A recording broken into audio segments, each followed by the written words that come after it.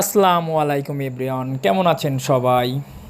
Last night বৃষ্টি সারাদিন এবং রাতেও। রাত 1টার দিকে আমরা চলে গিয়েছিলাম রূপসা ঘাট, রূপসা ব্রিজ।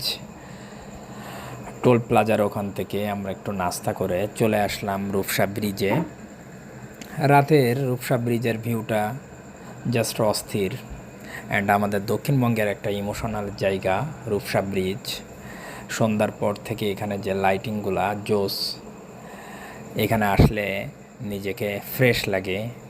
নিজেকে রিফ্রেশ করতে চাইলে এখানে চলে আসতে পারেন। ব্রিজের সাইড দিয়ে আড্ডা দেওয়া, ঘোরাঘুরি, টাইম কাটানো, আর গার্লফ্রেন্ড বয়ফ্রেন্ডের এনজয়ের জায়গা তো এটাই। খুলনাবাসী সন্ধ্যার পরে এখানে সবাই চলে আসে, আমিও প্রায় টাইম এখানে যাই। আর বাইক রাইড করতে তো সেই মজা লাগে। রূপসা ব্রিজ পার হয়েও এটা 4 লেন রাস্তা। রাস্তাটা খুবই জোস, ভেজা ছিল, অন্ধকার, আমরা ছাড়া তেমন কেউ ছিল না এত রাতে, বৃষ্টির রাতে।